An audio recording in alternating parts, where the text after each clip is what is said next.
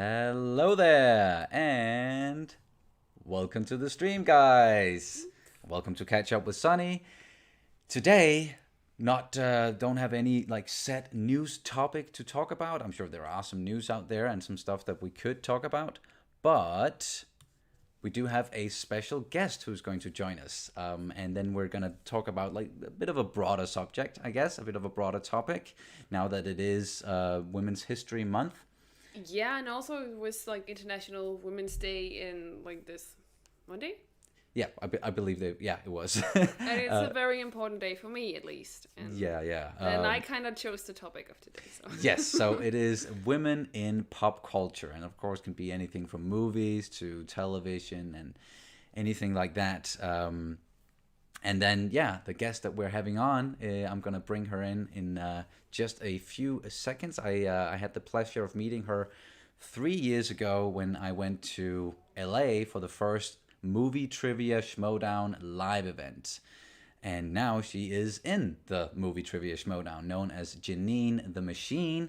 And I think I'm just going to bring her in right now, and then we can just get started. And I think, here we go. She is joining. There Hello. we go. Hi, Jeannine. Hi. Thank you so much for joining us here today on this, nice Saturday. What time is it where you are at the moment? It's a little after noon here. So your day is barely getting started, and we're getting to the tail end of ours. Oh my gosh.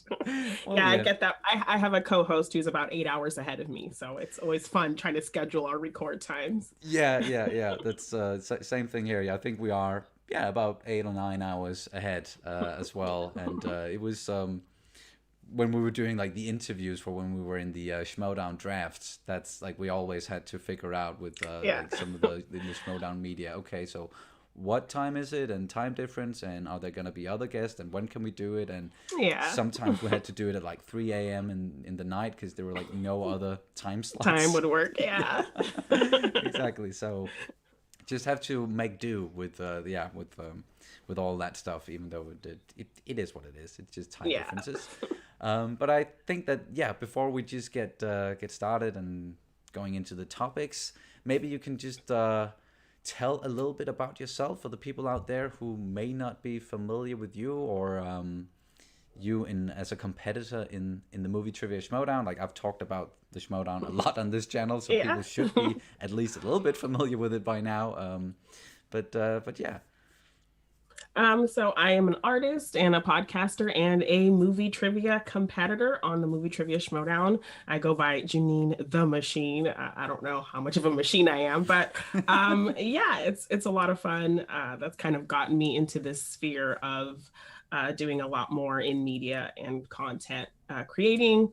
So I've gotten into doing a lot of podcasts with my friend Morgan, who is 8 hours ahead in the UK. So we do a lot of movie-based podcasts. I do a Schmoedown podcast as well called Machine Mondays, and I do graphic design as well. So yeah, and I've definitely seen a lot of your designs, and remember seeing a lot of them back when in the earlier days of the Schmoedown as well, and always loved everything you came up with, and just the way you were representing all the different competitors, and also the stuff that you're using yourself. And I was just I gotta say, just so happy for you when you actually started competing in the Schmoedown, because we met, and I said this up top, that we met 3 years ago, almost to the day now, in LA at the first live event. And that time we were both, fans of the thing. Yeah. Attended the live event, and we also got the opportunity to go to the studios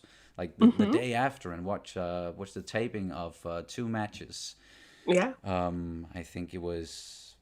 I definitely remember Mance being there. Yes. How can you can't ever forget when Mance is around. Yeah. No. He just lights up the room, Yes. just in his own unique way. Yes. And I think RB3 was competing as well against Stacey Howard. I think If I remember so. correctly. Yeah. And it was just for me as well personally, it's just such a huge thing to yeah, to just meet some of the people behind the whole thing. Yeah. And then, as I just alluded to, then you got the chance to compete in there. Yeah, it's crazy. How did that even come about, back when that happened? Well, it was kind of because of my art. Mm-hmm. I was a Screen Junkies fan, so I was a huge fan of Dan Murrell, and then I kind of followed him when he went on the Schmoedown.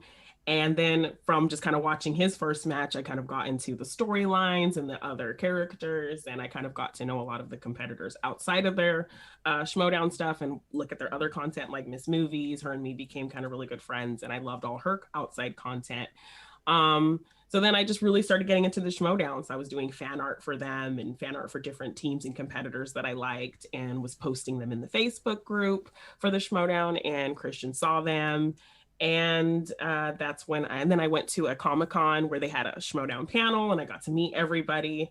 But I was too shy to say like, hey, I'm that girl who made those designs you liked. So I kind of just didn't say anything. So then later on my social media, I posted all the pictures from me meeting everyone. And I said, I can't believe, I went from creating art of these people to meeting them. And then Christian was like, that was you? Like, why didn't you say anything? I was like, I was just shy. So then like he invited me to Spectacular, and then that was kind of it. After that, a couple months after that, he asked me if I wanted to compete. I think they were looking for more women, particularly people of color. So I was like, okay. It was kind of out of my realm. I was just kind of a regular person. And yeah, so I just went for it, and I became the machine. Yeah. And I'm figuring, or I Christian probably like he likes to choose the nicknames at least. Oh no, I got to choose mine. So I'm very happy. Oh, you did? Oh, that's awesome. I did. I don't think that happens often, or at least I know with like the new batch of rookies coming in, like there was Brother Lomas and then the Rager, and I think that was it for like people naming themselves. And other than that, he was just like, don't name yourself. I'm gonna do that if you get drafted.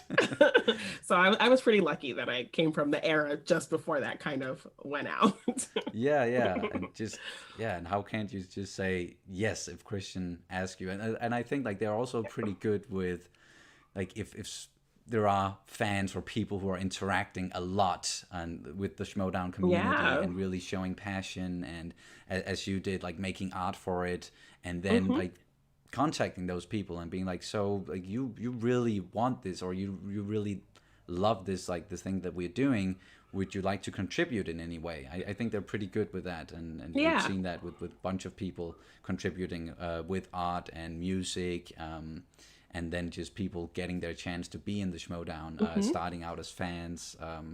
Another example, like Saul, who just had a match, like I remember him just calling in all the time to Collide Alive, and just being very entertaining, and now we can bring that to the Schmoedown as well. Yeah, definitely. And I don't want to like spoil anything for people who aren't caught up on the matches, but he studied up a lot, it seems. Yes.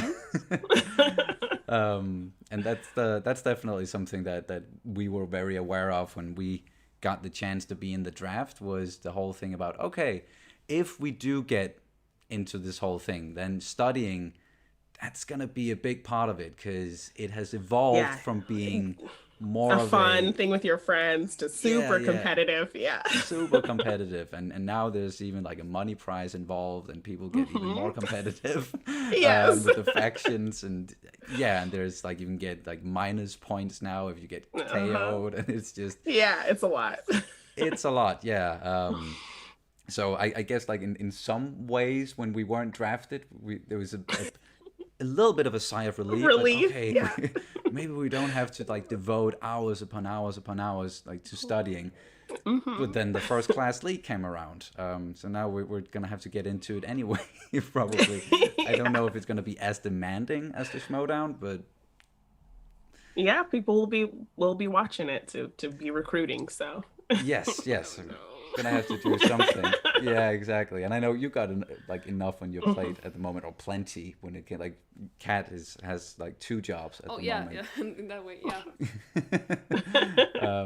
not a lot of time for studying. It's tough because I work a full-time job, and I do like all this stuff on the side as well, podcasting and all of that. So it's a lot to find study time, but Yes, but I guess you still manage to, I and do. yeah, and both with Yeah. like because you've dipped your toes in several divisions. Yes, yes. So it's been a lot, but I really try to make time to hone in on all of that. So yeah. Yeah, yeah, definitely. And just there's a free for all coming up soon as well, Yes. which I guess that yeah, that's something that one has to study up for as well a little bit. I know Yeah, I I talked mean, it's to tough to study Craig, for something yeah, like that, but definitely something you gotta really look at things, particularly things that you're maybe not as strong in. So definitely been preparing for that, preparing for my match. A yeah, lot. It's a lot. Oh, you yeah. have a match coming up? I do. Ooh. Next week against Jader Paramo. Oh Jader the yeah, Hurricane. the hurricane. Yeah. Oh, that's gonna be Yes. really really exciting And as well. yeah, we used to be friends and study buddies, so we kind of know each other's strengths and weaknesses. So it's Oh, gonna be like student versus teacher type situation going on there. gonna have a now I am the master moment maybe. Exact. Hopefully, Yeah. hopefully, that's the goal. Yes. And even with a lot of the new categories, Yes. that definitely took me aback. And just watching some of the newer matches with just how many questions are asked, like in these new categories, and Yeah. how many movies are involved. That's just even more stuff to study. Right. And I was looking at the inner geekdom list of new movies and things added, and I'm like, this is crazy. So you got Jurassic Park and Planet of the Apes and like all these really specific things now. Yeah, it's a lot. Teenage Mutant Ninja Turtles. Yeah. Yeah, swashbuckling The adventures. adventure. Yeah. A It's so dystopian future and time travel movies. yeah, it seems niche, but then it still manages to be broad in a sense as well. Like there's Yeah, still a lot to get into. definitely. Yeah, and we also have to study up, as I just said for the first class league. There's just Yeah. no way around it because we all have strengths and weaknesses. Yeah. I'm more of a Star Wars division guy, and I think I can definitely compete in that. But just watching some of those matches and how deep cut it can get with Yes, that. especially with all the questions asked at this point, it's getting deeper and deeper. Yeah. Yeah, you have to really pay attention to just everything going on in the background and like Yeah. stuff that they definitely don't mention in the movies anymore. It's just, yeah, you have to find those visual dictionaries and, and all Yeah. that to just go through that stuff. But yeah, I think that maybe we should get into the topic of the day, which is All right. women in pop culture, and we did send you like a few things that we thought about getting into and a few questions. And it's actually some stuff that Kat wrote down, and it is like you chose the topic for today. It was more something that was near and dear to you, and I'm sure for you as well, Jeannine. So I'm gonna let you take this one if you don't mind, because I'm Okay. always talking a lot. I'm just so bad at being like the leader of things. It's not really in my nature. So I guess I know you've been in the inner geekdom division, so you're a woman of certain culture, and Yes. I just want to know what movies or what kind of media got you into like this geeky side of pop culture. Well, definitely stuff like the Ghostbusters, that was huge for me. That was a franchise I really kind of fell in love with. And I think it was the first time I really thought about representation in Mhm. movies with Winston. Like, that was just a big deal for me. I loved a bunch of kind of, I got really into pop culture just because of the escapism of it and the world building of it. So, kind of wanting to see people who look like me being able to be a part of worlds like that was really important for me. So getting to see Winston, be this cool, Ghostbuster and be up here along with these scientists and doing these cool things, it made me feel like, I could do these things too. Somebody who looks like me is doing these things. I can do those things too. Not just that, but as a little kid too, it's kind of cool to hear your name in a movie. So, it was the first time I ever heard my name in a movie, so that was super exciting for me. So it just kind of opened up this world of wanting to look for more representation in movies and wanting to find cool things that people like me could do too. So definitely Ghostbusters was huge for me. Great, yeah. So that was kind of like, yeah, your entry point into like the geeky and pop culture stuff and side of things. Yeah. And where did it evolve from there? Like, did you get further into like, did you ever get into comics, or did you get into like movies at first, or like when did it evolve into other stuff than Ghostbusters? So my brother loved comics, so he kind of got me into comics, and then like every week my dad would take us to the comic book shop and we would buy comic books. So I would buy, my brother got me really into the X-Men. We would watch the animated series every day.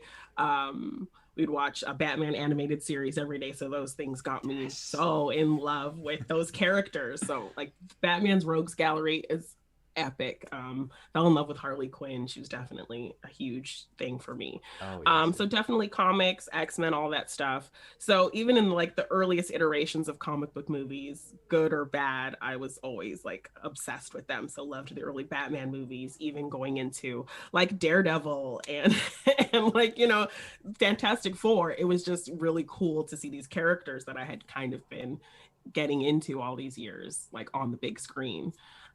So those things definitely built up from there. And yeah, I definitely also. Oh, and we got a super chat here. Smo donated 25 Danish krona through super chat. Thank you so much for supporting. And I don't think it's a secret to people, at least here in the channel, that's actually my dad. So it's nice that he's supporting. And then Hubelhead donated as well. Thank you so much, Hubel. One of the people who are definitely also keeping this this channel afloat and really a big supporter of us here. And then we got another one from Bistopper. Sorry. Oh, no worries. There's a lot all of a sudden. And it just disappeared again. Oh, and we got another one from Stu Pew Pew. Okay, so there's just... Oh, yeah, but I saw like, that was, I remember the machine using a loaf of bread as an erasure. Have you ever done that? An eraser? Oh, yes.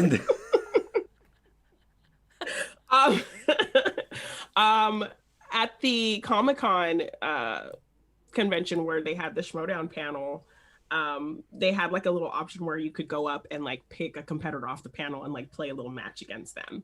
And Mike was complaining that his eraser wasn't working, so of course I had to heckle him, and I was like, "Why don't you use a slice of bread?" White bread, yeah, I remember that. Yes, and I did use bread to wipe my board in a match against Mike. Oh, that's amazing. Yes. All right, I just noticed that some of the stuff that's coming through, or it's popping up on the screen right now with Super Chat and Streamlabs, I think it's from last time around, and it's just repeating all of them for some odd reason. Because they're referring to some of the earlier streams, so I actually don't know why they're popping up right now, and they keep doing that. So it's just going through all of our previous super chats from the last stream for some odd reason. That's just something I'm gonna have to work out afterwards, but at least like they're popping up again and people get to see their names again, maybe. Maybe that first one just triggered all of the others. But yeah, I just wanted to mention with you mentioned X-Men and Batman the Animated Series. That's something that I watched a lot growing up as well. I don't know about you. I did watch Batman the Animated Series, but I was a very small one, so I can't remember much. Except that I liked it.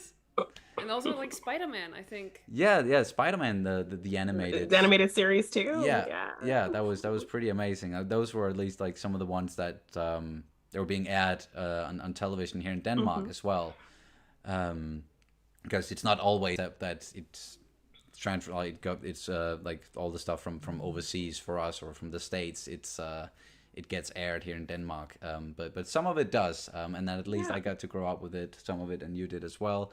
And then, as you said, Jeannine, just seeing then like just these characters that I've been growing up with and watching on the television and reading in comics, and then getting into big blockbuster movies and coming out in cinemas. And I remember vividly that the first Spider-Man movie with Tobey Maguire, when that was coming out, I was almost more excited for that than I was like anything else that was coming up coming out at that time. And that was, around the prequel trilogy and Lord of the Rings trilogy. But I was still so excited about it because I was like, there are actually that many people into this who are into this kind of stuff that they can make a big movie about it and about this character. And it's not just weirdos like me who grew up and watching it on television and reading these comics and getting teased in school, and then it became more of a, I guess you could say, like, it got more accepted in a strange sense, or it became more of a, just, it wasn't weird anymore. The nerds, we kind of became the popular kids, and if you weren't into those things, you were the weird one, That's how it is now, or I feel like that's how it is now, at least. And I also saw, so we did get a Streamlabs from Apocalypse Cow saying this one's real, so I'm guessing that one is from today. Thank you so much, Apocalypse, for supporting. All right. But yeah, since you talked about how you got into all of this geeky stuff, then what's your favorite franchise or movie or? I absolutely love Scott Pilgrim versus the World. Like, that movie encompasses so many geeky aspects, and Edgar Wright is just a genius when it comes to music and editing and cuts and character work. So definitely just one of my faves. It just encompasses, video games and music and other movies and, just everything. So definitely love that movie. Definitely a favorite of mine. Yeah, I remember that one a lot, like vividly, and when it came out, and I admittedly I didn't really know anything about Scott Pilgrim versus the World, like, before me neither. the movie came out, and then read up on like some stuff and figured out, like, okay, that's where it came from, and then watching the thing, and I think it was like pretty ahead of its time when it came to this, like, kind of a meta thing, and really being something that was aimed at the geeks and the people growing up with that stuff, and now it's more of a cult, like, classic, one could say, and then we thankfully now we got more and more of that stuff that's like speaking directly to the people who grew up with it, and as you said, like, the geeks are kind of taking over, and they're the one making the content now and making the movies, and then someone like Edgar Wright, who is you said it, like, so unique in the way that he edits his movies and uses his his shots and the music, and like, that's, love that movie so much. You have seen it, right? Yeah. Yes. It was my brother's favorite. He was like, it's even better than Inception. Inception is just great. Okay. No, okay, yeah. I'm not gonna argue with that. Fair enough. Yeah, I'm not gonna argue with that either. And I see. Okay, and that is actually, so I'm guessing the first one from Smo that donated through Super Chat. I did say that was my father, and it was, but now he donated again as the name that he's known as, or what he's known as here on the channel, is Major Dad. Because he's a major in the military, and that's awesome. He just really liked that nickname, and he said, just to see if it works, and hi all, plus hi Jeannine, I heard about you 3 years ago, nice to see you. So I must have told him I met you 3 years ago, and how that whole trip went. I probably couldn't shut up about that whole experience. No, you were the happiest. It was so awesome. I'm flattered. It was just so nice, and just me going there by myself, and then someone like you just being so welcoming towards me, and of course, and everybody in the Schmoedown being so welcoming towards me. That was still something that I can always think back of like fondly and be like, oh yeah, that was really nice. Have to do it again as soon Yes. as we're able to. As soon as we're able to. Yeah. But yeah, Scott Pilgrim versus the World. Is there any other like franchises that you came to love or came to appreciate more and more as you got into the pop culture space in a way?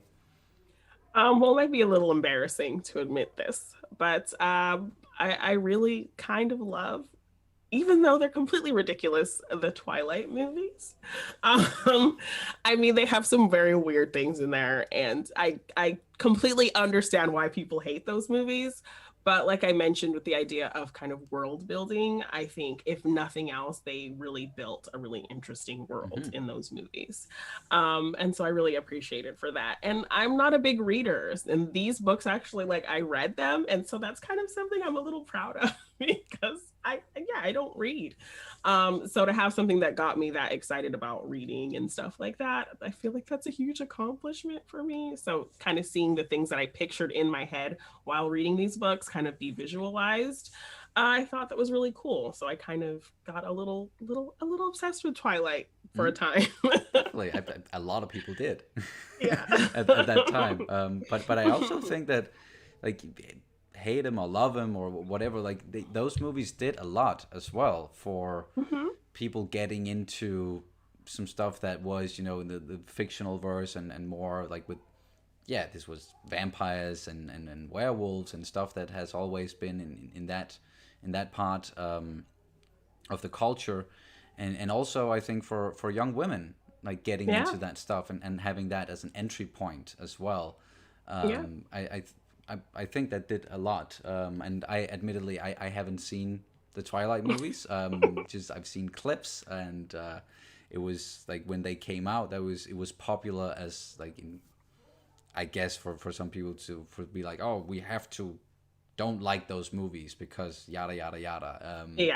And that I think that's very unfortunate because you can like what it like it doesn't. Whatever you want, Yeah. If it speaks to you, it speaks to you, and if you don't like, then don't watch it, don't talk about it, don't think about it. Like you don't have to hate on it. And that's that's something that we as a culture maybe have to work on a little bit with the hating on stuff that we don't like, then just don't think about it. Have you seen them? Yes, I was, unfortunately, I'm very sorry, but I was one of those people that just hated it for no reason. And I remember I had like a good classmate of mine, and he was just like, well, if you hate something you don't know, at least just get into the, just know what it is that you're hating. And then I read the books, and I was just like the first one, I think I don't have an opinion on the other three, and then, so it's actually it does change my perspective a lot. No, that's fair. I totally get people's issues with these movies and all of that. It just, I don't know, like you said, it spoke to me in a certain way, and just kind of a visualization of an accomplishment of something I never do. So there's that as well. You have that like personal link to the thing. It is something that you grew up with, like. I, for example, like I love the prequels, like the prequel trilogy, because that was like I was the right age when those movies came out, and they just spoke to me, and I loved the world building, the further world building going on, the story that was being told, and I can definitely, you know, just stepping outside of that, see that yes, they are very flawed movies, and there's a lot to nitpick, and I get why some people might hate them, and I'm not going to fault them for that at all, unless they want to be mean about it. But you know, but we all have something like that just speaks to us, and there's just so much as well, so much content, so many movies, so many series, and also you brought up books and comics, that there's something for everyone. So you don't have to like what other people like or dislike what other people like. Like if you can find what you like out there, because it is out there. There's always something for you, if you know what I mean. And that's something that's at least a way that the pop culture, or like that, it has evolved into that more and more, that there is something for everyone. And that's I love that. Do you want to Oh, continue? yeah. Yeah, sorry, I just keep talking. Well, it's a bit of a change in Direction? yeah. Oh, yeah, sure. So, I myself have dabbled a lot in the world of makeup, so I also appreciate a good cosplay. And that's when I noticed you. I think the first, really noticed you was you did that amazing cosplay of Shuri from Black Panther. And I was just I was so amazed. I was just instantly fell in love with your look and with you as a person as well. I was just like, this is so amazing. And I've seen you've done a lot of that cosplays and stuff like that. And so I guess also as a graphic designer, then like the painting and stuff, it comes more or less naturally for you. So is there cosplay that you kind of have a favorite cosplay you've done? I really loved the Misty Knight cosplay I did because it was a character I wasn't too familiar with. And then when watching the Luke Cage series, I really got into her character and kind of looked up more about her. And she's just awesome, badass Black female, robotic arm. That show really made me fall in love with her. But I think my absolute favorite is Harley Quinn, because that was kind of my first cosplay. And I put a lot of work into kind of getting all the elements together. I didn't just buy a Harley Quinn costume. I found different elements that I thought really vibed with the character and worked with me, and just put it together piece by piece. My husband made me this huge Harley Quinn mallet. I remember that. Yeah. So my husband actually made that. So definitely was really special for me, and just my love of that character, introduced to her in the animated series, and just how fun she was and how she was kind of smarter than the Joker and funny and just really cool. And she inspired a lot of my art as well. So definitely a character that's inspired me in so many ways artistically, and with cosplay. She was my first big cosplay that I had ever done. So really love my Harley Quinn. Yeah, totally get that. And with cosplays, and that's something that we've always wanted to get into, and I hope we're really gonna get to do that someday. And I guess that's also a thing with representation, that seeing characters that you can identify with on screen, or seeing people that are being that are more like oneself, or another woman, or a black woman, or it's something that you also get that opportunity to, here's a character that I can actually dress up as, and I don't have to make my own version of Batman or something, because there is representation in these things that I'm watching, and there is an actual character that I can dress up as, that you mentioned Misty Knight from Luke Cage, and I can't not think of Misty Knight and not think of you now, because and I'm just what I'm saying is that I guess that's just something that's really appealing for a lot of people, to get into other realms in pop culture as well, such as cosplay, when there is this sort of representation on screen as well. Definitely. And that we also saw I've always wanted to have my own Mandalorian armor, and now seeing in both in Clone Wars and then in the Mandalorian itself, seeing these kick-ass women Mandalorians, and I know that definitely made you perk up, and made a lot of people perk up as well. It isn't just this guy Boba Fett, or it's it can be everyone can be a Mandalorian, and it's not just it's a culture that can encompass everyone, and that's just across the board, I think, with many franchises right now, and at least from where I'm standing. But I know I'm not the right one to exactly speak to it on a personal level, because for me, as just a plain white dude, there's always been someone for me to dress up as, so that's easy for me to say. But what I'm saying is, I guess that's at least something that's pretty awesome for for you and for you as well, Jeannine, is just seeing these people represented on screen, and then being able to take that and put it into the real world and feeling empowered by it as well. Yeah, definitely. Yeah. Yeah. Representation has, like I said, has been huge for me since I was a little kid, and I don't think I really realized it until I got older that it was definitely something I always kind of was looking for in the things that I loved, was to look for people who looked like me, people who represent women, or things like that. So definitely great that that's happening more and more now, and there are people that I can say I can relate to in a certain way on the screen. Yeah, and I think it's very important as well when we want to learn about other people that are different from us. For example, we're very white, like Scandinavia, like come on. Pasty white. So we have no idea what kind of struggles that people of color go through. And so for that matter, I think a movie like Black Panther was really, really nice because it kind of shone some light into what it's like to be a person of color, and especially of Afro-American. I'm very sorry if I'm being offending.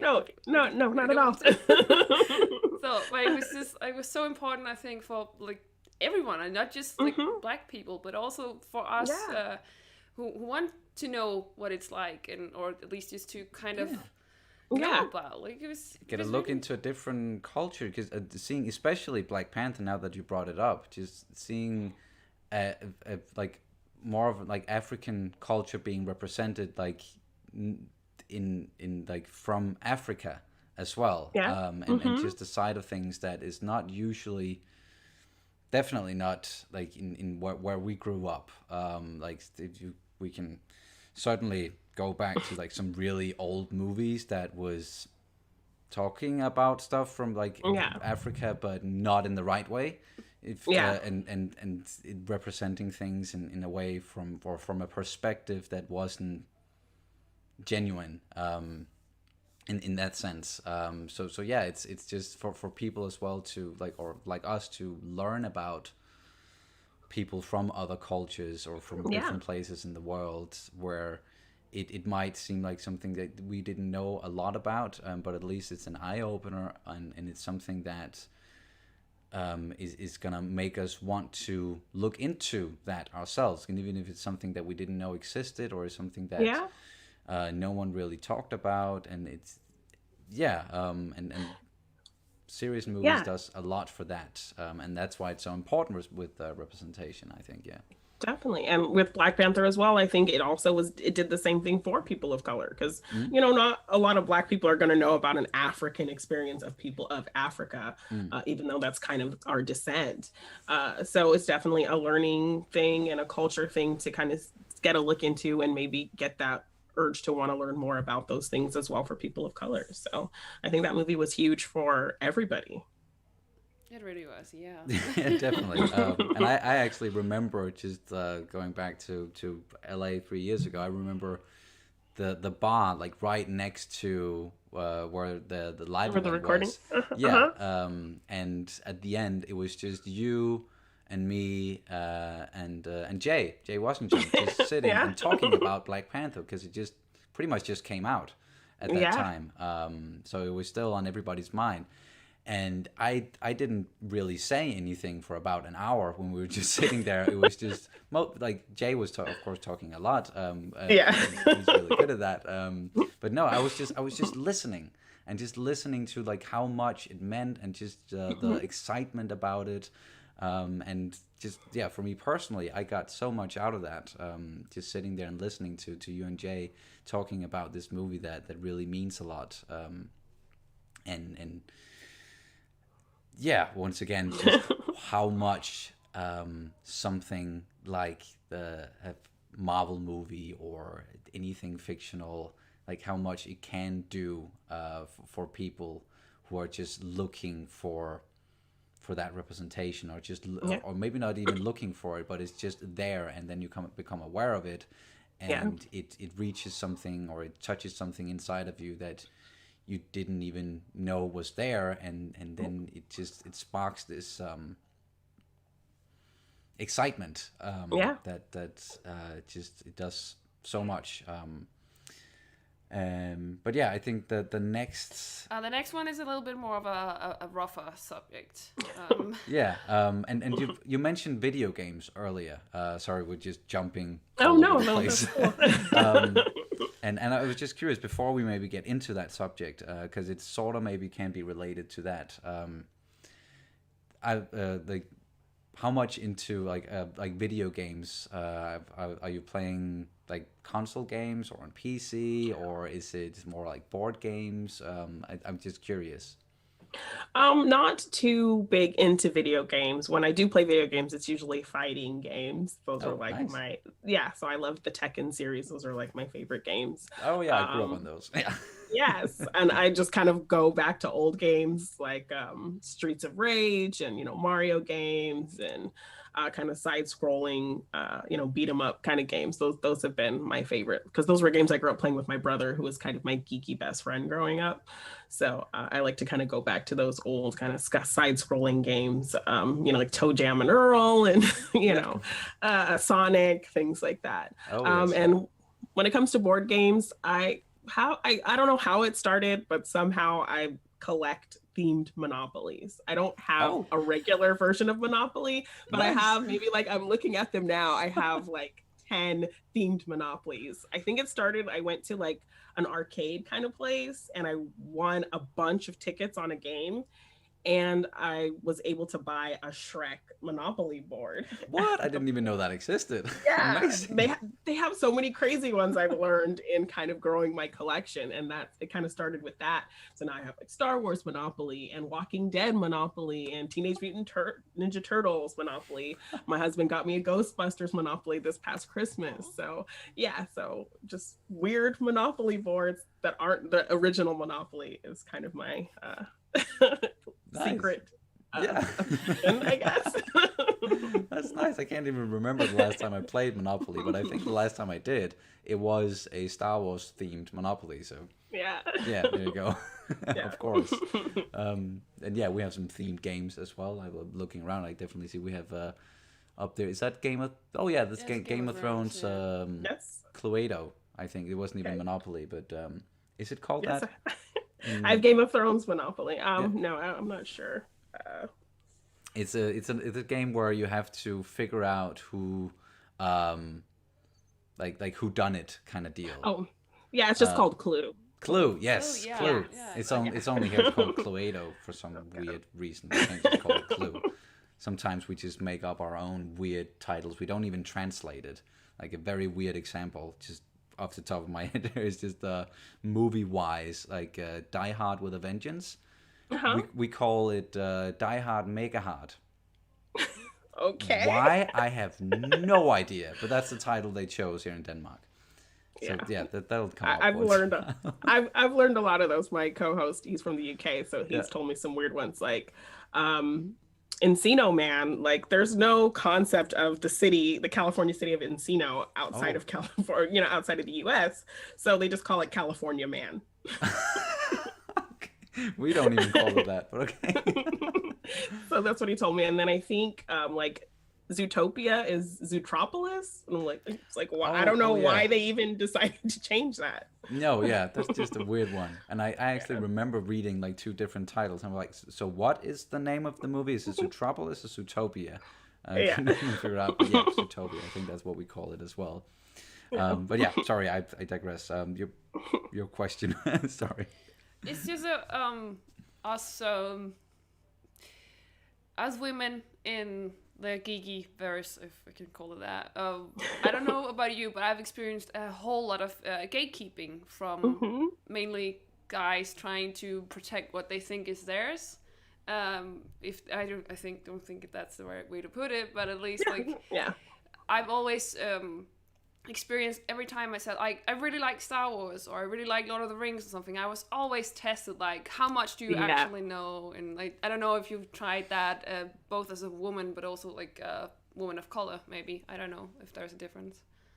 Well, to kind of go back to a movie I mentioned earlier, I kind of noticed that with Ghostbusters when, we got the new one with the female cast. While I did not care for that movie, a lot of the criticism, particularly from men, was that it was terrible because the Ghostbusters were women. Mm. And to kind of have that criticism about it, I feel like was very off the mark. There were a lot of, I think, execution issues with the movie, but I don't think any of those had to do with the Ghostbusters being women. And I think it's important to uh, pay attention that how important that was. I actually got to go to a Ghostbusters anniversary event, and Paul Feig was up there kind of talking about the movie, and Jason Reitman and Ivan Reitman were talking to him and like thanking Paul Feig for kind of kicking down the door. Like they kind of called him like the SWAT leader who kicked down the door and took all the bullets for the representation of women, to show people that anybody could be a Ghostbuster. And they like thanked him for that you really showed, this is for anybody. It's not just guys. It's not just, scientists. Anybody can be a Ghostbuster. And all the little girls that came up to those women and, dressed like Ghostbusters and were so excited that they could be that too. That really changed things for me. So in seeing a lot of people kind of come at that movie for the wrong reasons, particularly for representation of women being a reason why that movie was bad, was really frustrating for me. So kind of hearing Paul Feig talk about it and hear, Jason Reitman kind of go to him and thank him for making it possible for people to see that anybody could do this, anybody could be whatever they wanted to be, was super special. So definitely a big gatekeeping thing I kind of noticed with that movie, that really put a lot of perspective in my head. So yeah that's just definitely just makes me very sad, because I've always just personally tried to be like, if anyone wanted to get into the stuff that I loved, or if anyone was just even into it or just expressed anything about it, like, and I realize now that just going back to when I was younger, that some of the stuff that I was saying or doing if I met, for example, a woman who had on like a Star Wars t-shirt or anything that was like representative of something that I loved, that and I feel ashamed about it now, but like we're always learning, we always grow, that the way that I then kind of approached that was just I did start like asking a lot of questions, but not in the way where I was trying to test the person, but I was just really curious about what part of it are you into, like what do you think about that, what do you think about that, or what is your theory about this character, or what might happen in this or that movie. And what I realize now is like that might have come off as sort of gatekeeping, and I think that's something that we as guys have to be really aware of, is also like how we approach the situation when there is like people who maybe can feel like that I'm not allowed into this space in some way or another, or want to hide it in a way where or feel it in some weird way like it's ashamed of it because or that you have to prove your fandom. Yeah, exactly. And I definitely am very aware of that now, and I really try always to think about what I say before I say anything. And also if I hear other guys like approach it in that way, kind of check them and be like, dude, like now you're kind of gatekeeping, or dude, now you're kind of asking questions in a way that doesn't really feel inclusive, or it's kind of like you're testing this person, and that's at least me personally, like that I feel some sort of responsibility to not do that and then call it out when I see it, because Kat, like me like being with Kat now for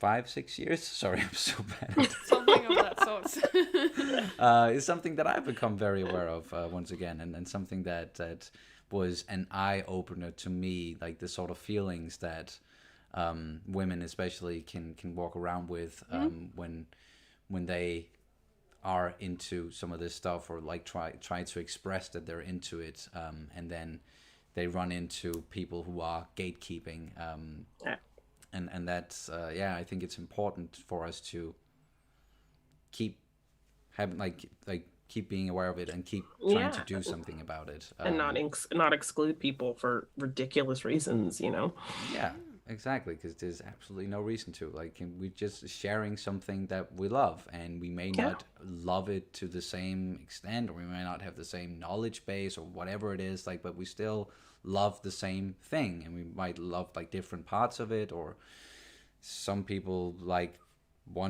some of the movies and dislike some of the others, and it's still like it's still for everyone. Yeah.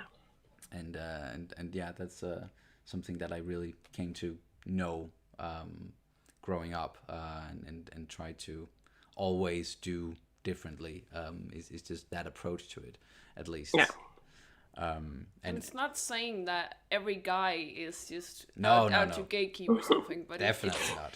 just something that or at least I've experienced a lot of. I can only speak for myself, of course. But it's just, so I've met so many amazing people that have really fought for, our right to be included in all of this fun. Yeah. And it's just so amazing with all these possibilities. Like, we finally saw the first superhero movie, or not necessarily the first, but like with Wonder Woman, for example. That was like, it was such a huge step for women and women in geek culture. And it was just, Yeah. Yes. And not coming at it with this that's something that I've noticed, at least that's been a weird way of like, okay, so if we're gonna make a strong female, we have to give her like man qualities and butcher her up and like make her like that. But no, like Wonder Woman is still feminine. She's still a woman. She is Wonder Woman. Sorry. and that's something that I thought that movie did incredibly well, and I've used her as the thumbnail for this video as well, because I think she represents so much when it comes to or that's what we talked about, like she represents a lot when it comes to women in pop culture, and something like, and that character has also been there for many years, and can be that beacon of light definitely for women, and then also like finally getting the first female-led Marvel movie in the MCU with Captain Marvel, and now WandaVision, the series. So good. So amazing, right? Like, that's still very fresh in our minds. And like, we were so sad yesterday when it's like, oh wait, there's no more WandaVision. WandaVision, I know. It became like this thing that we were just gonna watch on Fridays, and then it was just 9 episodes, and then it was over. Or only like 8 weeks in total.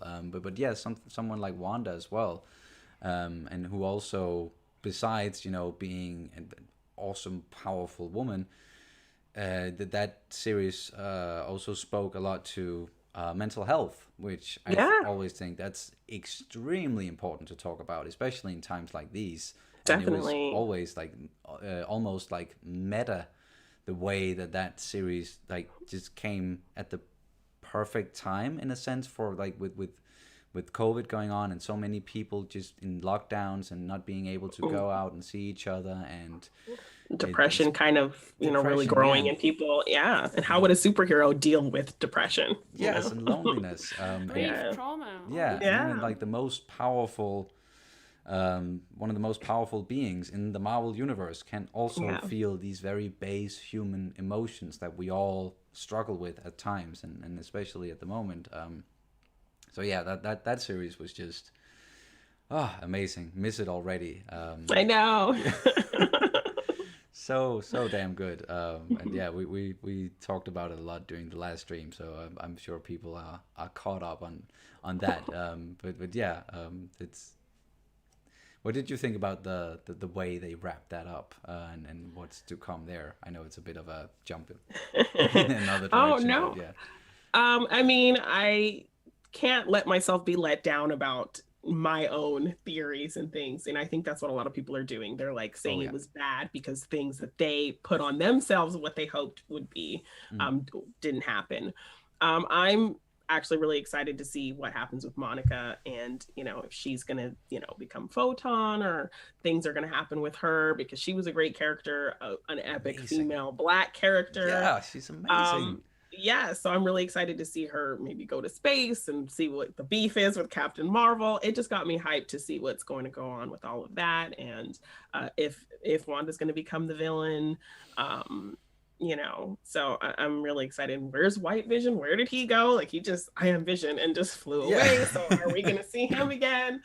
Definitely just amped me for what's to come in the MCU for sure. So I was really excited about the finale.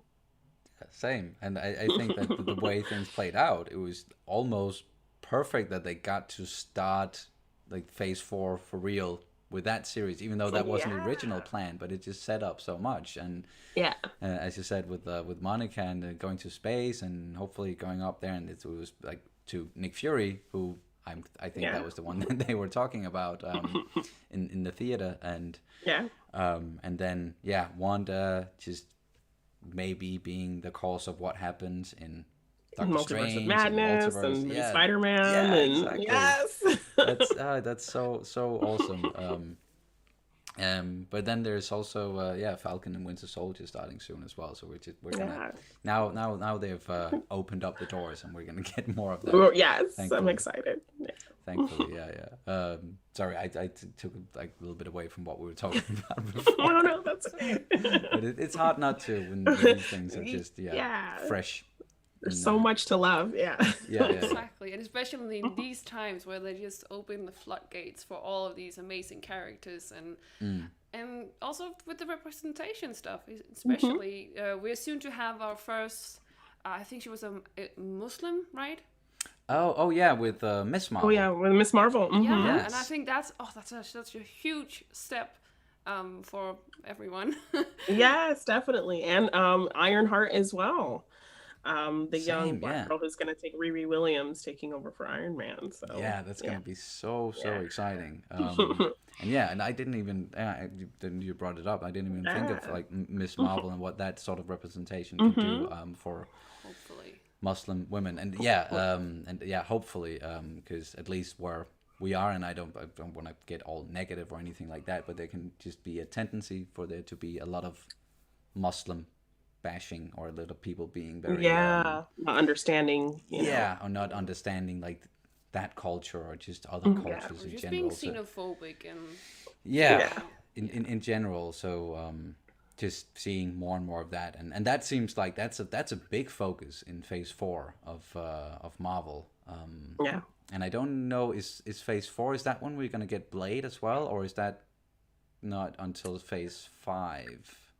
I'm not too sure.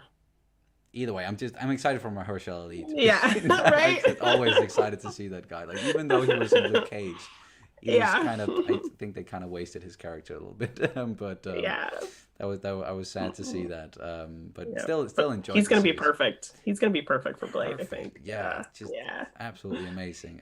Still enjoyed Wesley Snipes, of course. Like, and I look back at those movies fondly because they were still like some of the first like big superhero movies. Mm-hmm. That's fun to think about sometimes. Like, even before the whole MCU craze started, and with the Nolan Batman trilogy, and like.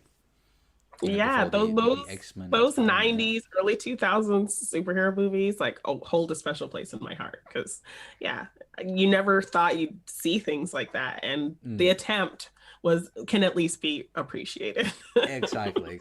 It wasn't always just the greatest success with some of those movies, and they tripped at the finish line maybe some of the times, but with the execution of how they did it. But at least like it was a good start, and it was that feeling of seeing these characters represented on screen that we've just been growing up with and falling in love with on the page or in the Sunday morning cartoons. And even X-Men, the first X-Men, freaking love that movie. Yes. X-Men in general has always been about representation and always been about people who have been, or like were the like broad public, like they look at them and are like, oh, these people are different, yada yada yada. Yeah, the themes of racism are so exactly smart and well handled, and Stan Lee for wanting to tell those stories. Love that man for that. Yes, Stan Lee, rest in peace. He's oh yeah, every time we see a cameo with him in MCU now, we just tear up just thinking about because it's just like, oh, he did so much and now he's not here anymore, but he still left such a mark that is just it can't be understated at all, just how important that guy was. But also with X-Men, just with trying to build a villain that is not necessarily all black and white, because you definitely understand where Magneto is coming from. Like he's not his execution is a little extreme. Yes, but he does want the same thing pretty much as Charles. So I like that whole Malcolm X, Martin Luther King kind of dynamic that he put on those characters. It was definitely very smart. Very much, yeah. That's a great analogy, and also. People talk about, I love Thanos. I think he's an amazing villain, but people talk about him as being like, oh, like the first time we really saw, like, and we could see it from the villain side in a superhero movie, and like kind of, even though like his execution was just, damn, dude, just you have issues. But I think like going back to X-Men and Magneto, like I think that was actually even like I could see that way more than. What with Thanos, now that I think about it, at least from that side of things, and wanting to do something about people looking down on your people, and your sympathetic kind of circumstances, him being in the camps and things like that, informing his mindset. Same thing with like Killmonger as well, like his circumstances of his father being killed, and feeling like, just seeing how Black people have been treated in America, and that kind of building that villain. I think those are the best villains, when you can kind of see what made them, who they are, and there's a point to their decision making. So much that you can see, you can sympathize with. That's last scene with Killmonger and just overlooking Wakanda out there. That always gets me, and I every time I watch it, I'm like, isn't there some way he could survive and they can just bring him back somehow? Just bring him back, please. Like, he was so good. Just pull him from another multiverse at this point. They can do that now. Yes, please, just do that. Did you get? I know that it might still be a possibility, but did you get like a little bit disappointed when it turned out that Evan Peters wasn't really the Quicksilver from the X-Men movies, or are you still holding out hope?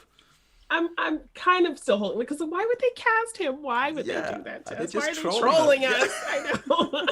I was a little disappointed. I would even have been happy if like the headshot said Evan Peters on it, and then that would have kind of been the in joke. Yes. But yeah, I think that was probably my biggest disappointment, that he wasn't from the X-Men movies. Yeah, that was maybe a little bit too much of a meta thing that they had going on there. And also, they knew what was going to happen when that episode aired. Like, I think it was the 5th episode, and he showed up towards the end. They knew the exact everyone was going to freak out. Yeah, and everybody was going to be like, oh, that's how they're going to do it. That's how they're going to introduce the multiverse. Oh my gosh, mutants. Yes, and then that's not what happened yet. Yeah. We got Ralph Boner. But at least like the way he chuckled at that name, it makes me think that maybe it's that just his alias, and he could be this the guy that Jimmy Woo was supposed to, like the guy in Witness Protection. But then again, why didn't he say anything when he saw him on screen? On the screen, yeah. Yes, it is. Maybe they can still turn it around. Maybe. I'm hoping. Holding out hope. Exactly. All right, we did get a super chat that I didn't address yet from Stu Pew Pew. My cousin loved the Tank Girl comics from the 90s, and even now she does cosplay as her. Her outfits are amazing. Imagine Harley Quinn in World War II Mortal Kombat. Has some great female characters. I think there was sorry. a dot. There was supposed to be a I was like, World War II, Mortal Kombat. No, yeah, imagine Harley Quinn in World War II. Dot. Mortal Kombat has some great female characters. Yes, that as well. Oh yeah, there's a Mortal Kombat movie coming out as well. That's gonna be exciting. But yeah, I actually don't. I'm not that familiar with Tank Girl. Me either. Actually, but yeah, it sounds cool. Like Harley Quinn in World War II. That just sounds awesome to me. Yeah. Sounds kind of epic, yeah. Yeah. Which side is she on? Is she like a super Nazi or? I hope not. I'm sorry. I think she's a good guy. Yeah. She's whacking Nazis with that big. Yeah. Yeah. That has to be it. It's like a weird take on Inglourious Basterds in a way. Oh, I can see that. Suicide Squad mashup with Inglourious Bastards. Yeah. That would be awesome. So that's what I'm getting from that description. Yes. Let's just say that's what it is. But yeah, Stu mentioned Mortal Kombat as well. And that's at least, a fighting game and being made into a movie. And I know there's an older movie as well that people are... I'm obsessed. I love that movie. Yeah, very definitely fond of. one I grew up on. Classic, yeah. Yes. And I saw the trailer for the new Mortal Kombat. It looks pretty cool, and they're talking about if it's gonna be another cinematic universe kind of a deal, and they're gonna do multiple movies maybe. And yeah, there's some really cool female characters in that one, and some scary ones as well. Yeah. It's bound to get bloody at least. Yeah, I always think it's such a risk to take with these. Video game movies. Yeah. It's always like a hit or miss, I feel like. Most of the time it's a miss. Yeah. Like it's hard to think of a good video game movie. Yeah, like a really that's not solid. ridiculous. Yeah, I can't. I'm racking my brain right now, but it's not. I'm can't come up with. I think most people, like the people who like the fans, were really happy for Warcraft, but like was it? Really? I don't know. Yeah, I don't think that did very good. But I wasn't too mad at it because I was a big Warcraft fan growing up, and I played those games on the PC a lot. And them starting with like very early on in the story, they could have jumped in at any point at some of the more exciting times during Warcraft lore. But I thought it was still cool and very brave of them to start at like the very beginning, and being true to the source material at least. But no, it wasn't really a hit. Unfortunately. But I would love for them to try again at some point.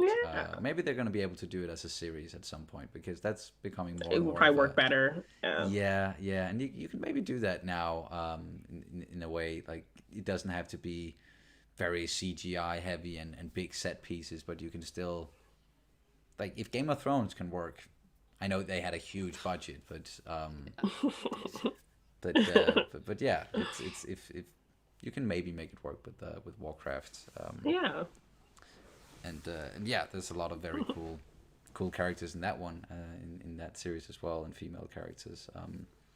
But yeah, did you have any other things? I just think it was like a future prospects kind of deal with, like, is there anything that you're looking forward to in particular, or something you would love to see that has not been there yet? Made yet? Yeah, when it comes to women in pop culture. Well, just a general thing, I think, with pop culture movies and movies in general that I want to see are more. I feel like studios and movies are afraid to cast women who look like me. So to kind of show that they're trying to be, inclusive, they always cast a mixed race woman. Yeah. And while that is a step in the right direction, while that is, an effort to be inclusive, I feel like it almost comes off as kind of lazy. Like they want to give you digestible diversity. And a lot of characters who are dark-skinned women in comics or, in literature are always cast, with a mixed race woman. Like Storm has only been played live action by a mixed race woman, and she is a Black woman who looks like me from Africa. And, so for you to put that on the screen and say that that's representing me, it's not really the same thing. So I would love for them to not have that fear of casting a darker skinned Black woman. So when I saw Monica Rambeau, like, I'm so hyped on her, because there are a lot of great actresses of this complexion who don't really get those chances. And there are a lot of great biracial actresses out there, but I think they are always kind of cast above a darker skinned woman for that digestible feeling of, okay, well, we're giving you multicultural here, but it's easier for the masses to kind of get into.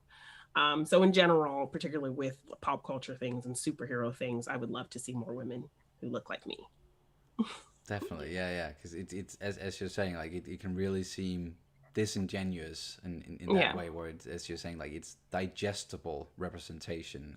And just that word in and of itself is kind of like, what the hell. And I know, like even with something, and of course money, it always comes into it. Like and I know big companies like Disney are always thinking about, okay, we need to think about, like we don't want, for example, like a big market like China, we want them to want to see our movies as well. But then it's like, okay, I get you have to look at the financial side of things, but you really also have to take into consideration like the ethical proportions of this whole thing and your responsibility as this huge company who has the power to change things representation wise in movies and in television. And like seeing something like I know there are like many examples, but the Force Awakens posters, just as a small example, like the posters in Europe and in the US, and they look the way that we remember, and like Finn is a big part of that. And then you look at the Chinese poster and he's like a teeny tiny speck down in the corner, and it's like, it's not that you have to like change a whole culture, but because you need to show everyone, set an example that if you give these things a chance, they could be great. Like even how those minority characters were kind of relegated to the side at the end of the Star Wars series. That hurt. So definitely, I think I just want to see a more lead by example in pop culture movies to represent people, all kinds of cultures and stuff like that. And I just want to see more people who look like me and not this kind of lazy, okay, because I'm gonna have a different experience than a mixed race girl, so it's not going to be like that's complete representation for me. So yeah, just definitely across the board, I would just love to see more representation in pop culture and more girls who look like me, because we're awesome. Exactly. Yeah, I totally get that and sympathize with it. And I know it's like it's a different thing and not really the same, but kind of like you've been telling me a lot just with Star Wars.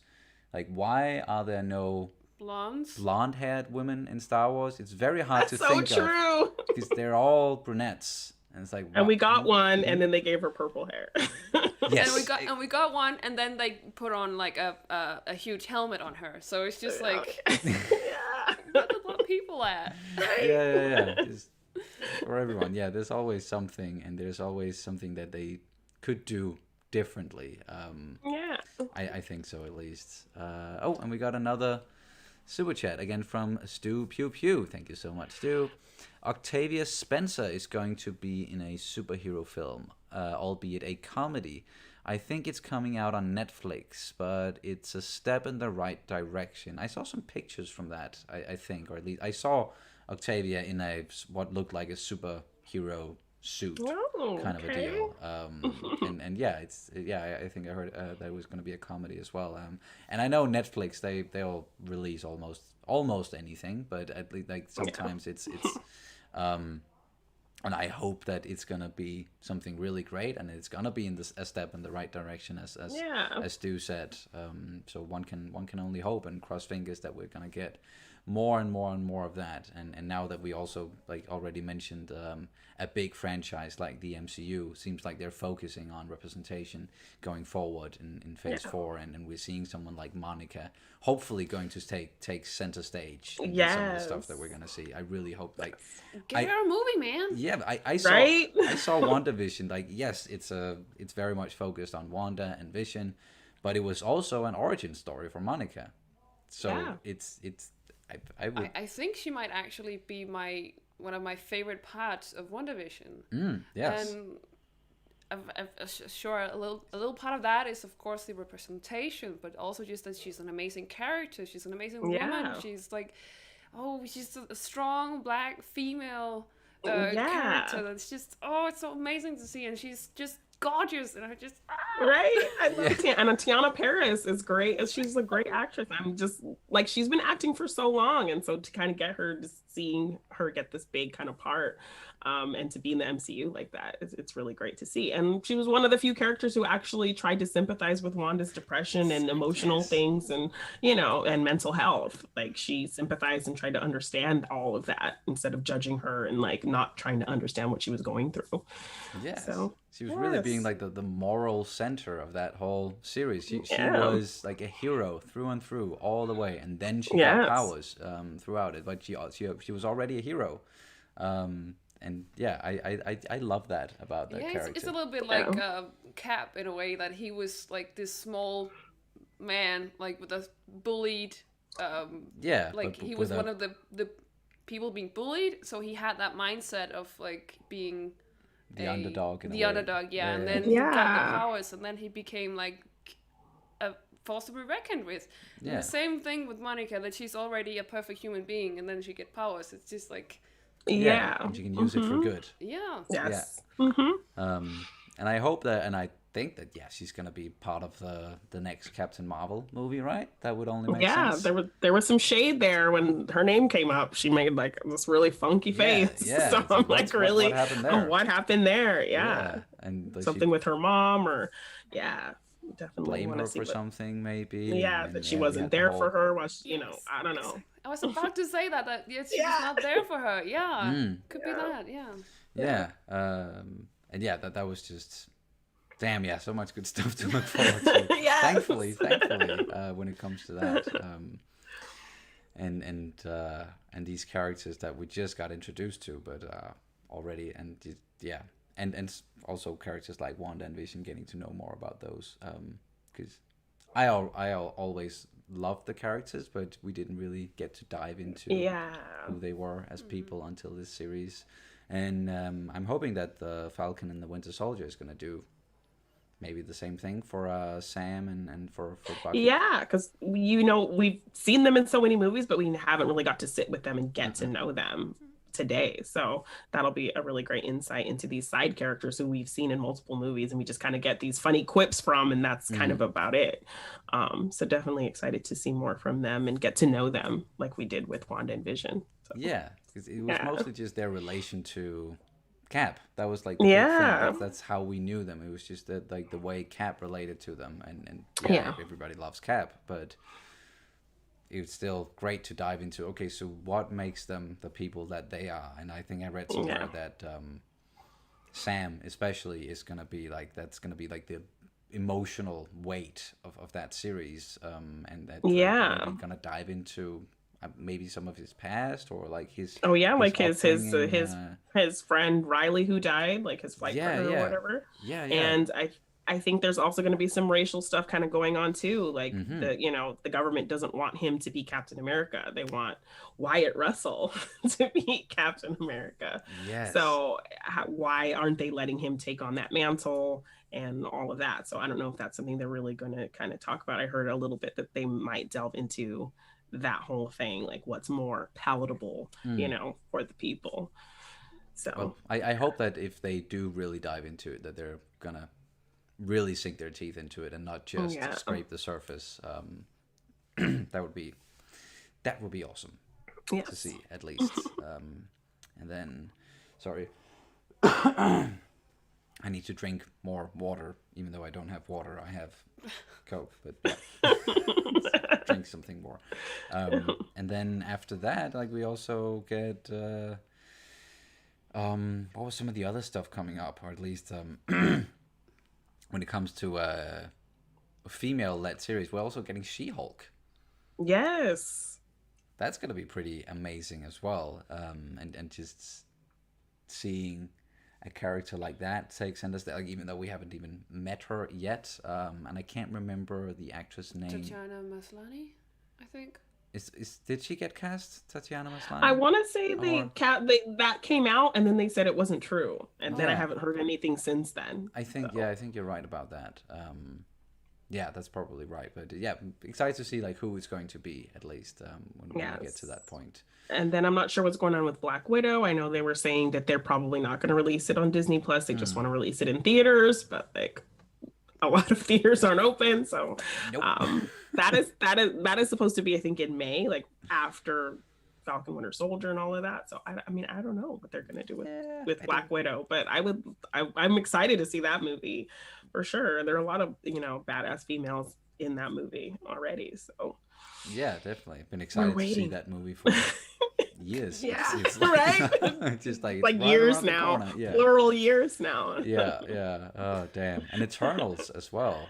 Yes. So many awesome people, like actors in that movie as well. Yeah. And I think representation wise too, and just the hearing about how that movie is just gonna be different in a lot of ways, or have a different like visual representation, or it's gonna be something that we haven't really seen before in the MCU, and that always makes me very excited to get something different, even though I love the MCU, love the franchise, but getting something like WandaVision that kind of took a chance and did something different and focused on different themes like mental health, for example. And it's just I hope they're going to take more chances like that. It's not going to just keep it to the same formula all the way through. And I kind of hope that's, as you said with Falcon and Winter Soldier, that's maybe some of the stuff with Sam they're going to dive into there isn't going to be as safe as they have surface level as they've done with a lot of the Marvel stuff, just even though like entertaining as it might be, with everything we've gotten so far, they can still go deeper with some of it. I think with WandaVision, I think they've learned that we can handle more. We can definitely handle deeper. So definitely. And then just circling back all the way to Schmoedown again. That's also something that at least seeing with like these new batch of rookies, and especially so more women coming into the league. Who like what have you, like, now you've been in the Schmoedown for a little while, like how has it been for you, like watching and seeing all of these new people come in and more representation as well, and like just in the Schmoedown, and more people want to step out there and be like, yes, I am a part of this, and I am I can compete on the level like with everybody else, and I don't mind showing what I got, no matter what, or no matter what people might say online and stuff. It's been really great to see, like, Marisol. I literally met her in New York like 2 years ago, at a live event, and we're at a bar, and she just came up to me and was like, oh my gosh, she came up to me and Brienne and just like started gushing about how, she's loved our representation in the Schmoedown, and that's inspired her, and she's really wanted to compete. And I'm like, well, join the fan leagues, play some matches. Christian watches those things, and you will definitely get a shot if you are really excited and passionate about it. And now look at her. She's a superstar right now in the Schmoedown. People are loving her, and she's such a beacon of representation, and she's doing it all, the character work. I love her Lady Justice whole so thing good with her blindfold and all of it. She's epic. So it's been really excited to see women in this league get excited to play and join, and see Liz doing so well as well, and just so many amazing women coming in, and Khalid kicking ass in that Black trivia match was really fun as well. And actually getting to be managed by a woman for the first time with Roxy. Oh, that's right. It's been really great. I think she can kind of get me on a level that, Sam and Jay didn't really, if I have kind of issues or Mm. stresses about, because I think a big stress I had even just coming into this league was being a Black female in a male dominated, situation where the fandom is like pretty much all white male. All the competitors are pretty much all white male. So, Yeah. that was a huge fear I had if, people were going to accept me, if I was going to stand out in a negative way, and things like that. So to have kind of a woman who has been through a lot, Roxy gets a lot of negativity, to kind of understand what I'm going through and, sympathize with me on that level. But then also, tell me, you need to get out of that headspace. She definitely kicks my ass out of a negative place and really gets me to focus on who she knows I am, what she knows I can do, as a woman. So definitely great to see a lot more women coming in and kicking ass and representing. And I take that as a huge responsibility, to be a Black female representing in the Schmoedown and showing other women and women of color that, you can do anything.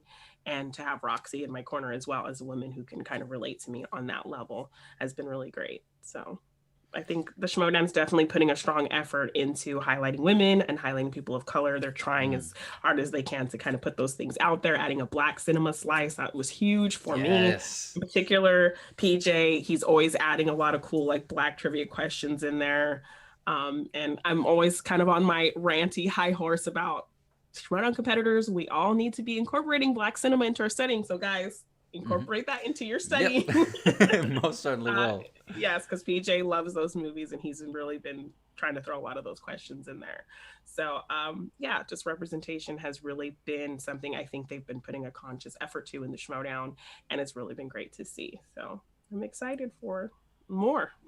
Yes, same. And we're also excited just to represent just the international side a little bit. Yes! Just talking about representation, and even though we didn't get drafted for the Schmoedown, then we can do it in the first class league and be like, yes, us outside of the States, we can also compete. And we might stumble a little bit once in a while with the English side of things, but we can still definitely do it, and we still watch some of the same stuff. And once in a while we're maybe going to be like, oh, okay, so that's the name in Danish, just give me a sec. Okay, yes, that's the because sometimes like characters are just named different things. And the titles, as we discussed. Yes, exactly. And especially if we get into like animated movies and growing up with those, like those can be like way different. Completely different. Yes. Exactly. But this is kind of, I think that's the best thing that's come out of this, having to do matches, virtually, that like you guys are going to be able to compete and, not have to worry about flying in and things like that. So it's really awesome that it's expanded internationally with, being stuck at home. I think it's definitely been great to see people who normally wouldn't have been able to compete. So I'm really excited for you guys. We're also very excited, a little bit nervous, but also excited to get going and really get into it and really, with the studying, and then whenever it happens, like the first match, and just getting our feet wet and in the whole movie trivia space, and just to see like just how challenging it's going to be. I don't know, like with the level of questions, like how different it's going to be, like from the Schmoedown into the first class league, or if it's going to be about the same level, but we'll see. I guess that it's going to be new question writers, and it's a new commissioner, and it's a new everything almost, but still related to the Schmoedown. Yes.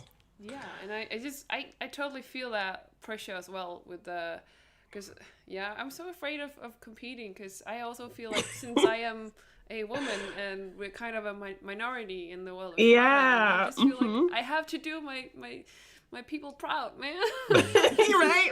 So scared. Yeah, it's a bit of pressure to put on yourself, because I'm the same way. Like, I'm representing women and people of color in this game as one of the few. So I want to play well. If not, I want to bring good character. I want to bring good attitude. I want to, at least inspire in any way I can. Even if I don't win, I want to still inspire people and have them feel like, she's up there doing this, I can do it too. So if you kind of go into it with that attitude, like, you'll be fine. Win or lose, just the attitude and just going into it with that I belong here mentality Yes. kind of deal. That's yeah, definitely. And with the Schmoedown as well. Also, just wanted to say, yeah, it feels like Christian is really focusing on the whole representation part, and Hmm. has been saying a lot that he wants more women. He wants more women Yeah. to compete and to be a part of Hmm. this. Been reaching out to a lot of women, and I Yeah. love even what's going on in SEN with like the all women The panel and women's that. episodes. Yeah, Yeah. and then now that evolved into an all women like week, and Hmm. just love seeing that. And also you mentioned your manager Roxy. Roxy is just she's so amazing, and she's just Yes. it. I know that like sometimes people can be really mean to her, and it Yeah. fucking sucks.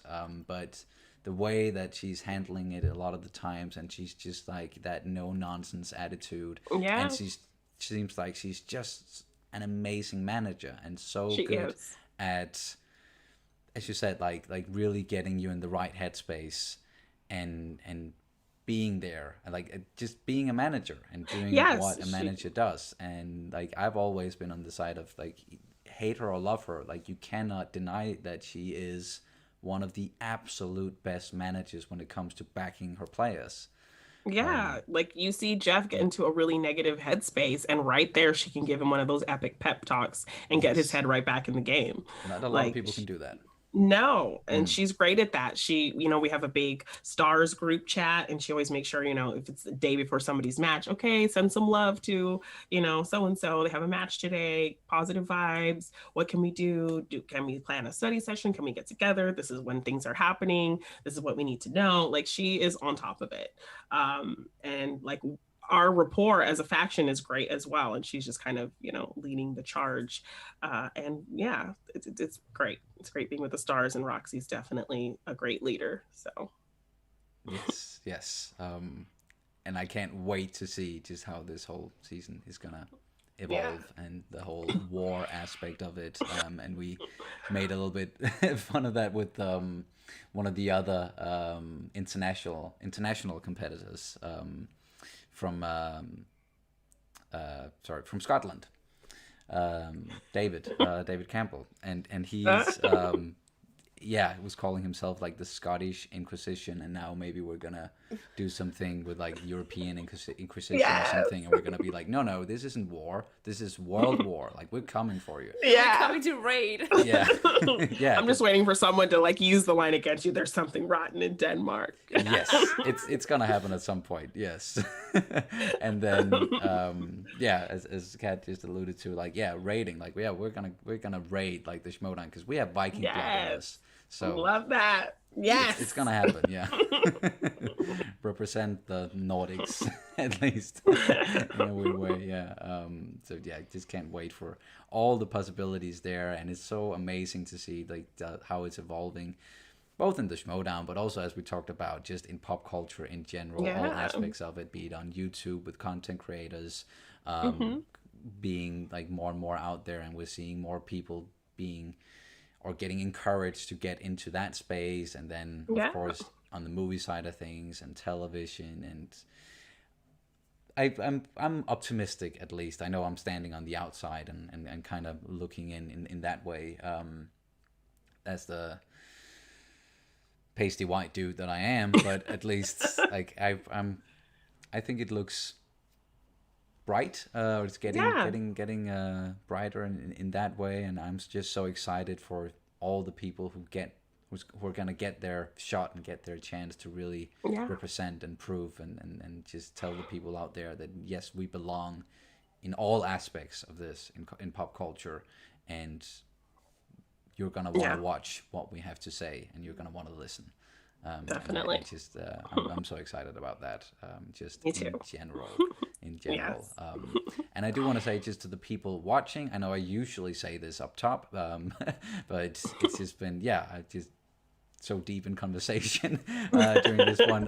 But yeah, if you do want to like get in a question or a comment, and ask us or Jeannine something, or something you want us to talk about or bring up, then you can always do so through Streamlabs. There's a link down in the description, and then there's also SuperChat here on YouTube, where you can put in a question or a comment. And if you do decide to do that, then you will also be supporting the channel, which means a lot to us, and it's gonna help us do more stuff like this and do these live streams, and to maybe bring on more awesome guests like Jeannine, and maybe Jeannine will want to come back at some point. Of course, yes. and talk some more about all of this stuff and the Schmoedown and everything that's going on and what's to happen in the future. So yeah, if you want to get something in here at the tail end of the show, then please do so, and then we can definitely get to it and talk about it before we wrap things up. But is there anything that you wanted to bring up,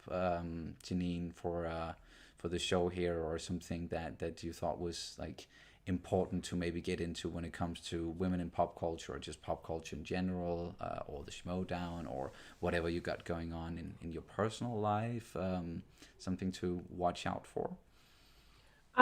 Well, I've just been doing, we're trying to build our channel. It's a Wonderful Podcast on YouTube.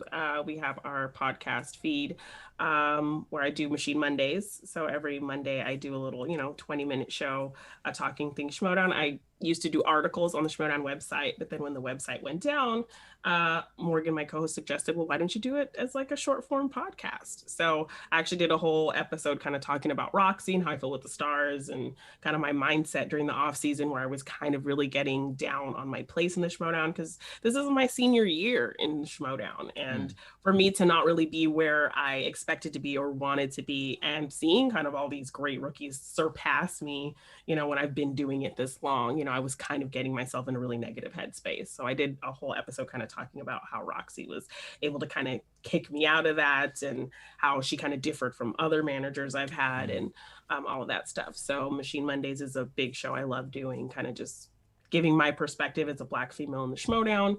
And then we have our show Morgan Hasn't Seen, where I force Morgan to watch things he hasn't seen, and he hasn't seen a lot. So we just had our 100th episode, where we've done like different franchises. We went through like the whole Fast and Furious franchise, and John Wick, and Terminator, and Men in Black. He's missed a lot. Oh, damn. So yeah.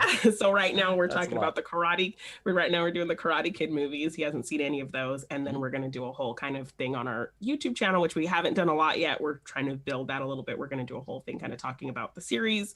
So I'm going to get him to watch Cobra Kai after all of that, and we're going to discuss all of that. So that's really something fun we've been doing. And then It's a Wonderful Podcast is our main show, where we talk about classic films and give kind of love to those movies. We just did an episode comparing the 1932 Scarface to the 1938 Scarface. So yeah, just our channel, something I've really become passionate about. I never expected I would be a podcaster, but we kind of did. We actually started Morgan Hasn't Seen as kind of a one-off situation, because Avengers Endgame was coming out, and Morgan hadn't seen like 5 movies, like the first 5 movies in the MCU. He hadn't seen any of the Iron Mans, he hadn't seen the first 2 Thor movies, and he hadn't seen The Incredible Hulk. So I said, well, let's just do a kind of a little short series where we watch these movies for the first time for you, and we kind of discuss them. And then that's kind of how the series was born, and ended up kind of having him watch all of these different kinds of movies. So yeah, just thank you for giving me a chance to talk about my side passion of becoming a podcaster. I've loved doing it, and I love that we're growing our channel and growing all of our stuff and doing more stuff on YouTube. We've been doing watch-alongs to celebrate St. Patrick's Day. This Sunday we're going to be doing a Sing Street watch-along tomorrow. Oh, cool. Yeah, so definitely a huge passion of that I've been working on is the It's a Wonderful Podcast feed. Yeah. And how like was that always? Now you just mentioned that you didn't really expect to do podcasts, and that was going to be something that you were going to be doing. But when you first like got into that, or you did it the first time, and it was maybe just like, for example, like you mentioned, like just having Morgan watch like the first some of the first Marvel movies, and then it kind of evolved and snowballed on from there. How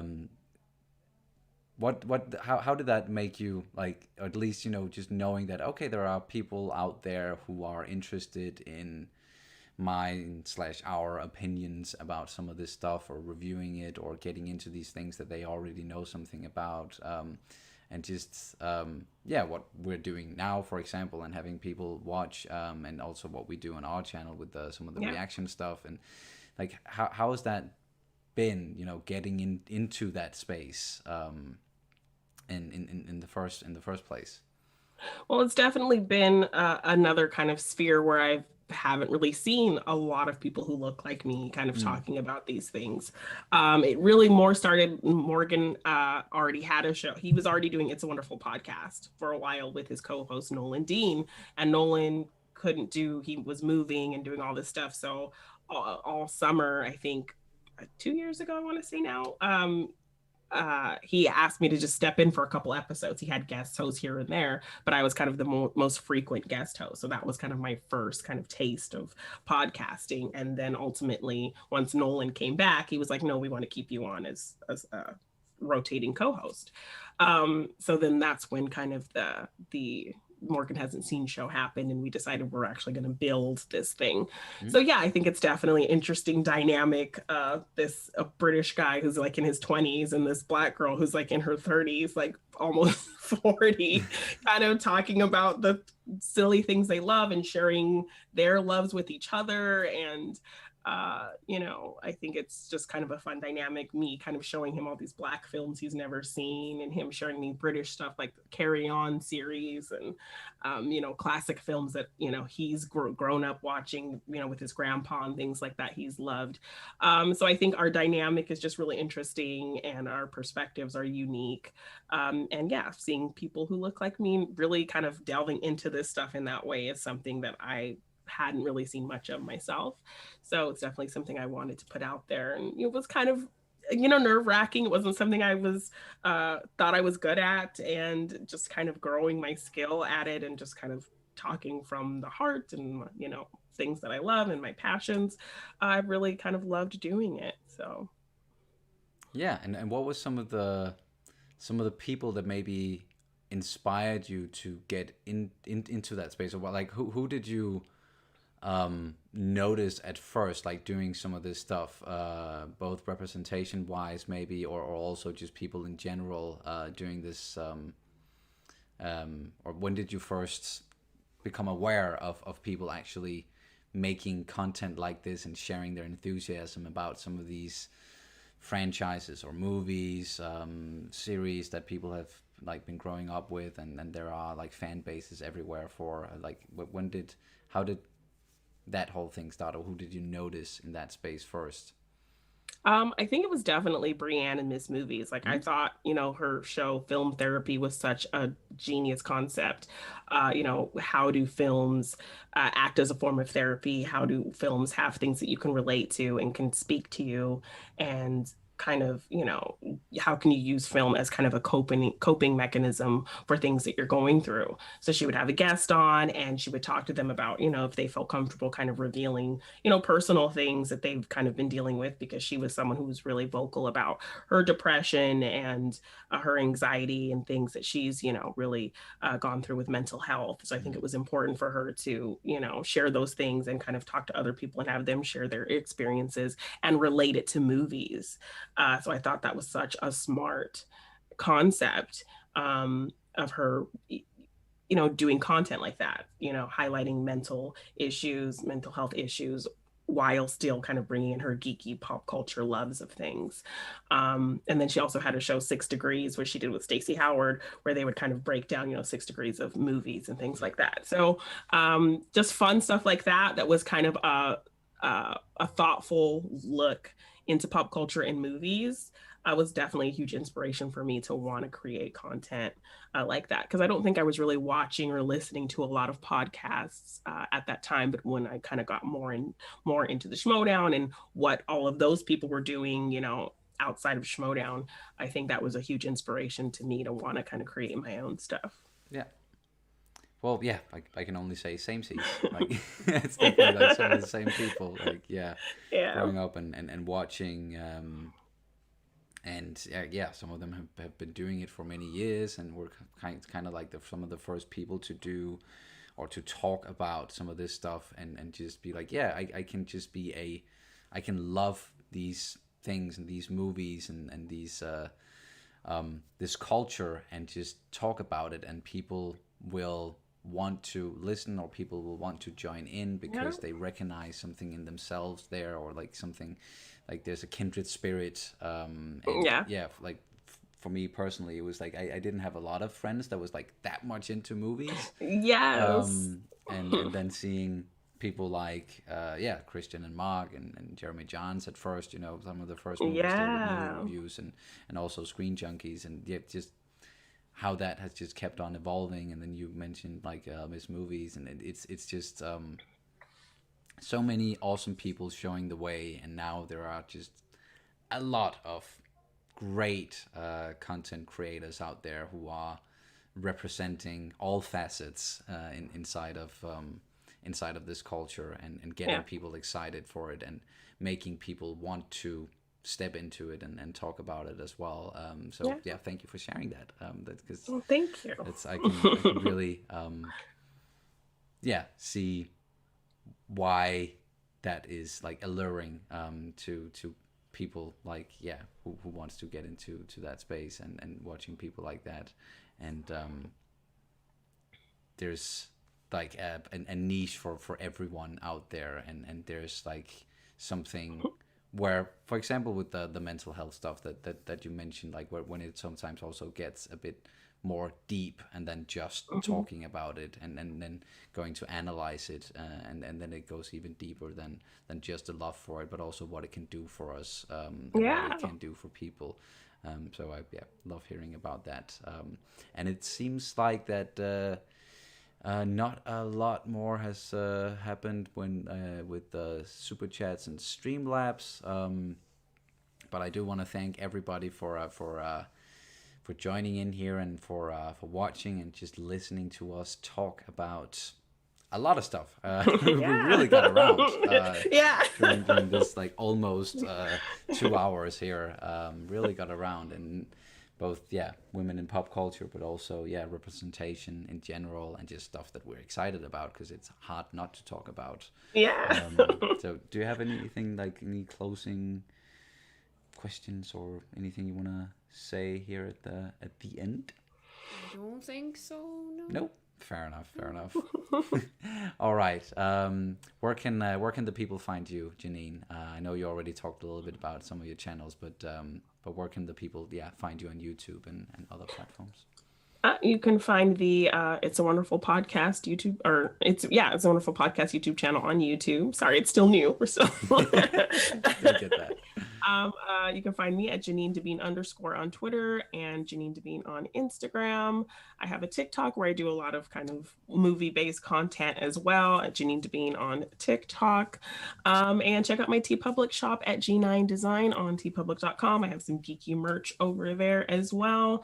And check out the It's a Wonderful Podcast feed. All places podcasts are found. Awesome. Thank you so much, and thank you so much for joining us and talking to us. And I hope that we can do this again sometime very soon. Definitely. Very soon. Do you want to just hang around for like when we end the thing, and then we can just say goodbye off stream, and then I'll just say goodbye to everybody who's been watching. And thank you guys so much for watching, and for sending in some super chats and Streamlabs along the way, for supporting us. And please remember to hit the like button and subscribe to the channel if you haven't. And please go and follow Jeannine and everything that she's doing, and support her and some of her art on TeePublic, was it? G9 Design. Yes, exactly. It's awesome stuff. If you guys like cool designs, then definitely go check out everything that Jeannine has been doing. But that's gonna do it. Thank you guys so much for joining us, and we will see you as soon as possible. Bye guys. Bye.